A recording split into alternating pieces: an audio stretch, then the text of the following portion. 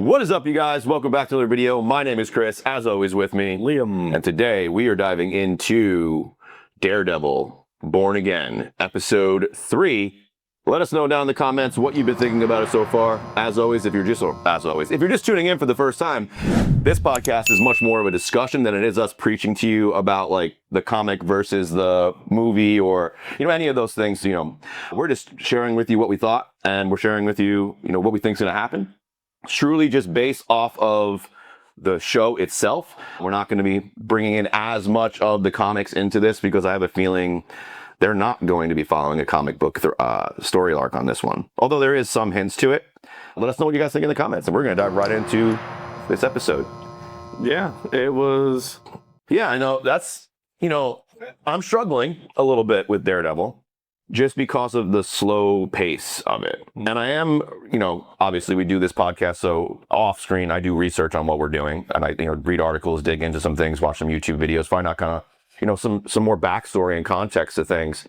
And apparently we actually got lucky because they originally wanted basically most of season 1 of this to be the trial for White Tiger. So imagine sitting through like 3 or 4 episodes of that trial rather than just one episode, which is what we actually got to see on this episode, which was a full trial and verdict. And then ultimately the decision made by, who do you think it was the real Punisher? I was going to ask you that. What do you think? Fuck no. You always ask me, No. so I'm going to ask you. No, it's care. definitely not him. So He has honor. yeah, well, he has a code. Yeah. He has a code he follows. I don't know if honor would be... Honor is sticking to your values. Okay. Opinion. Like I said, he has a very strict code, and he does follow that. And I would agree with you on that for sure. He doesn't waver from that. But no, he doesn't just kill people for the sake of killing people. Like, he's not a murderer like that. He's not a hired gun. No, he's definitely not a mercenary. Doesn't like that at all. No, this dude's straight up a cop. Which I think, I 100% agree. What do you guys think in the comments? Do you think this was Frank? Or do you think it was the Punisher Corps? Which is kind of what the internet is calling this group of vigilante cops with all the Punisher tattoos. They're a cult. Yeah, well, they, much like Frank, are upset with the system that people are getting away, and some of them are absolutely corrupt, right? But they are taking matters into their own hands and becoming much like a vigilante themselves. And instead of letting the law and order dish out the judgment and then ultimately the punishment, they're just out there just dishing out the punishment. There's only one person allowed to do that in the Marvel universe. His name is Frank Castle. Yes. I've been very disappointed with where we're at. The actors, no complaints about the actors at all. They're doing really, really well. They're playing their parts. I am enjoying the dynamic of Fisk attempting to redeem himself and still fighting those darker tendencies of wanting to do things the wrong way. So since we're on Fisk, I want to ask you this because it's been in my mind. Do you think he's so during the day, public facing, he's the mayor. He's white, not white, necessarily white suit Kingpin yet, but he's, not white, but like he's trying to do his best to be an upstanding citizen, front facing. But every time we see him wash his hands, those cuts are not healing. They're getting fresh. They're fresh cuts every time. So which means that when we don't see him, he's either doing the right thing and punching a bag and letting all that anger out, or he's got dudes locked up somewhere that he is just beating to an inch of a life to like let out his anger. And it could be Adam. Adam, why? Well, Fisk promised Vanessa that he wouldn't kill him. That was his promise. He didn't promise that he wouldn't beat him every day for the rest of his life. Yeah, I could see that. So he's beating on someone. And who is it? The only other person he has a real issue with right now besides Matt would be another vigilante or the guy who screwed his wife. Yeah, he was really pissed that White Tiger got away with it. Yeah. Well, it goes against his whole anti-vigilante stance that he took as mayor. I got a question. Did you think that the witness was in the van? I did. Yeah. Yeah, obviously editing makes it very easy to misdirect this, but that was a really great misdirect by Cherry there. Yeah, I was fighting with it the whole time. Because I'm like, they obviously need them. What are they going to do if they don't have them? And then we saw the answer, what they have to do when they don't have them, right? Matt Murdock went out and is just like, yep, he's White Tiger. He outed a superhero, a vigilante. Fellow vigilante, yeah. There was for me, even though White Tiger is the one on trial, and a lot of what Matt is talking about is directly like talking about White Tiger, there is absolutely the parallel of him talking about himself the entire time. That's intentional. Yeah. It has to be. So I think he really wants to out himself too. And that's why he did this. I think he wants a reason to put the mask back on. He misses it. Well, he's sitting in the jail cell with him, and White Tiger's like, yeah, you should have asked me first, right? And Matt Murdock is giving the whole explanation to him, and he's like, well, you might just come to find that you don't miss that other person at all. So I'm leaning toward either he's lying right there, or he really doesn't want to be Daredevil anymore, and he's going to have to be forced to become him again. I guess life would be easier, right? Simpler if you're not a vigilante and you're just focusing on being a lawyer. Mm-hmm. I just ultimately, I know, because White Tiger rebuttals with, I'm not two people, this is who I am, right? Like, this isn't a gift that I went out and searched for. It was bestowed upon me. It's who I am, and I will honor that. Like, he basically tells Matt, I know they're going to try and kill me, and I'm still going to go out as White Tiger. I don't care if they know who I am. In comments and stuff, that he's still alive. Ooh. Foggy. Yeah, I mean, anything's possible, right? Anything's possible. We saw his heart stop. We saw him die on camera, but, that could be a misdirect. We talked about, I think, in the previous episode where, usually you see a body, that's official. Like, when you see the body and it's dead, that's like the way movies let us know, like, oh, that person's really dead. But there have been many cases where, perfect example of that is Jon Snow in Game of Thrones, where that dude was dead, like getting ready to be burned on the pyre, and wakes up, right? So we'll see. You could bring him back as something. What do you think of Vanessa? I think she's an awesome criminal. I think she went from this art dealer, upper end, rich person to a true crime lord. Maybe not as vicious as Kingpin, but very strategic and tactical. Mm-hmm. She made more money than him, which I thought's fun. And she is also feeling slighted by this, that it's an intentional knock at the success that she had. She thinks he's getting back at her. Yes. Yeah. She doesn't know exactly. She thinks it might be Adam. She thinks it might be she did a better job. She's trying to figure that out.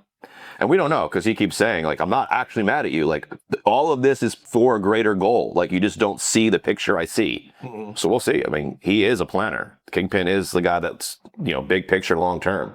So there was this one scene under the bridge where some little bosses met up. Yeah. And then who was the guy that was sent to speak for Fisk?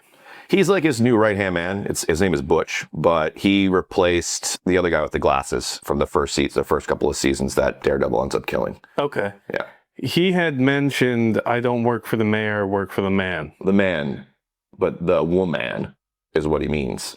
Because later in the episode, we find out that it wasn't the man who sent him. It was the woman in charge who sent him. So he refers to Vanessa as the man. So he sees Vanessa as above Fisk. Fisk stepped away, purposefully.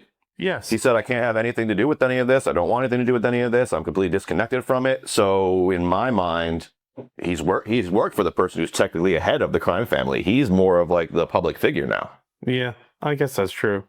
And honestly, that's really how Fisk should play it. Have his wife run all the crime stuff, have him be the mayor, so that he's completely separated from it.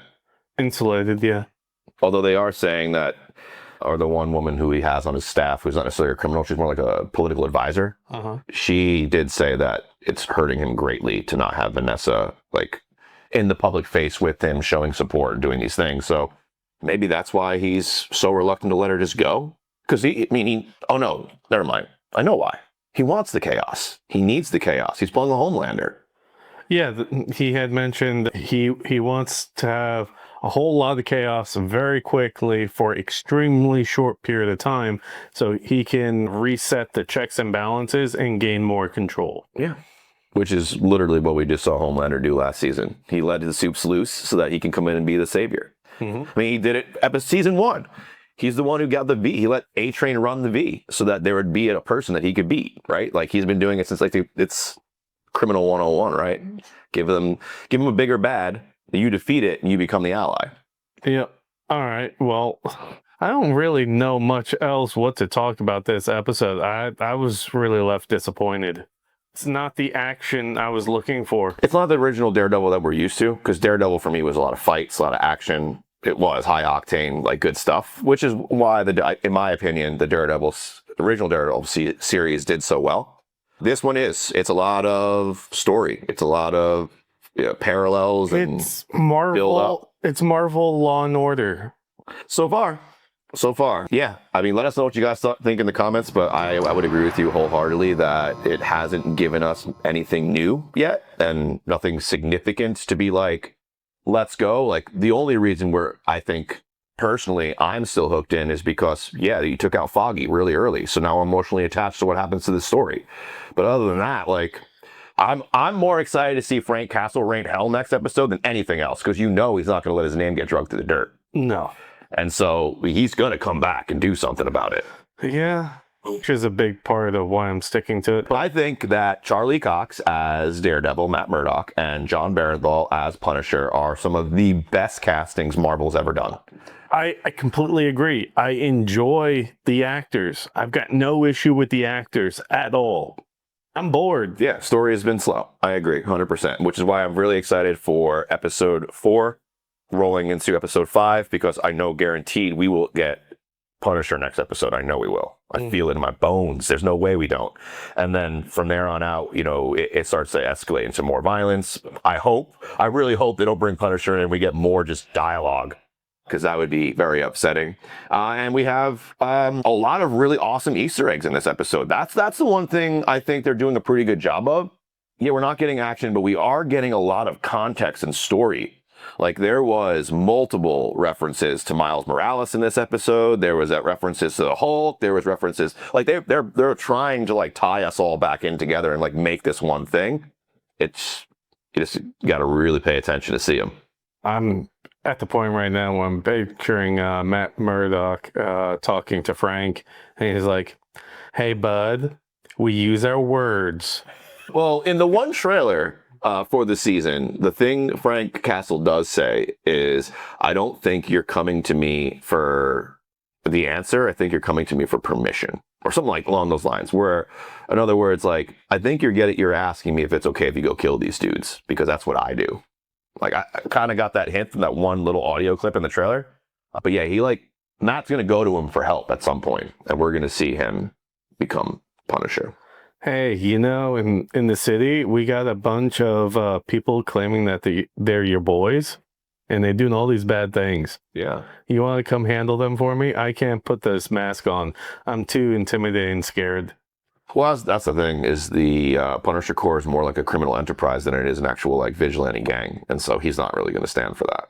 Yeah. So slow episode leading into some more. I mean, it's already renewed for a second season. So, like, it's going to happen. I don't know how I'm feeling about that yet. I hope they redeem themselves the next couple episodes. Well, they have a pretty, they might be playing the long game with this one. Like, they have all these Defender characters they have to bring back in. They have a lot of story they can layer through. They're talking about bringing Miles Morales into the universe. So, like, there's a lot they're going to do. We just got to see what happens. Yep. Until that time, I'm kind of bored with it. Yeah, let us know what you guys thought.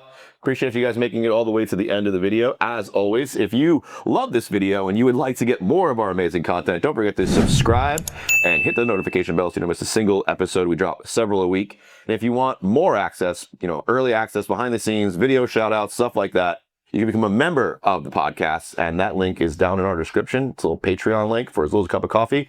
You can join us, and it greatly helps us with the production of these videos. All that being said, though, my name is Chris. Liam. And if you want to watch more of our awesome stuff, we got a playlist right here for you. You can check it out, as well as another playlist down here that is really awesome, highly watched, highly acclaimed, tons of comments. We'd love to see you down in those comments as well. And then YouTube always says that this thing above my head, you'd really like to watch that as well, so you might want to check that out too. But no matter what, make sure you're subscribed so that you don't miss a single thing. And we'll see you guys on those videos. Peace. Find the strength hiding in each battle scar. You're not who you were, you've already come far.